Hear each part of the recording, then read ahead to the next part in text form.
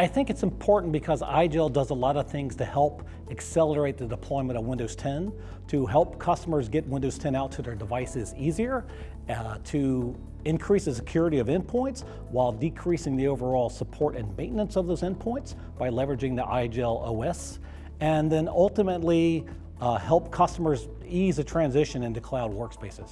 So I really think with my customers, one of the things that has been the most beneficial is the IGEL software OS and the ability to convert existing devices. So as many of you know, Microsoft has just announced the end of life of Windows 7.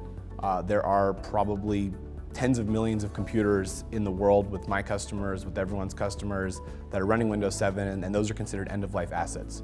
What IGEL is doing is they're saying, hey, we have a next-gen software operating system that we can put onto those previously considered deprecated assets and provide them a useful life for another 2, 3, 4, 5 years, which really takes a huge chunk of cost out of a virtual desktop project by saying, hey, I don't have to go out and buy 10,000 new pieces of hardware.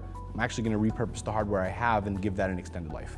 Yeah, I think the most obvious one is with the Windows 7 end of life a couple weeks ago, and the challenge of taking devices that pretty much have reached their end of their Windows usefulness. Our discussions with customers are about, okay, if I move everything to Windows Virtual Desktop and I use the Cloud Workspace Management Suite to manage that plane, what do I do about my end users' devices? And the IGEL components, especially the UD Pocket, come into play there. You can repurpose those machines and say, okay, from that perspective, I'm just going to plug this in. I have a very secure environment. I have a known cost for that.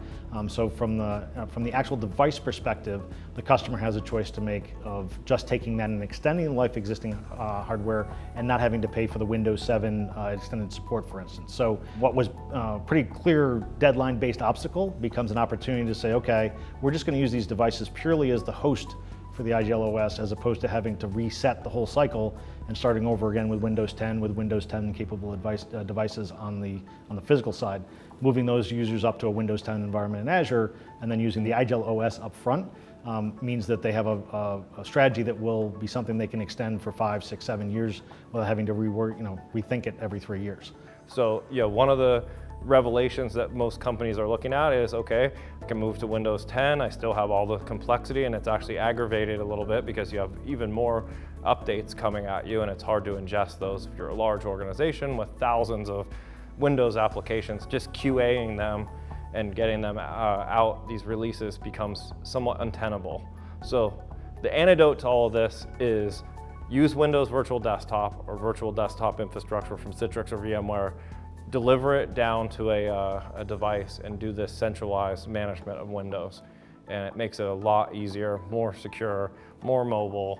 It's really the future architecture that we see driving this, right? So how do you get from Windows 7 to Windows 10? Through cloud workspaces and IGEL.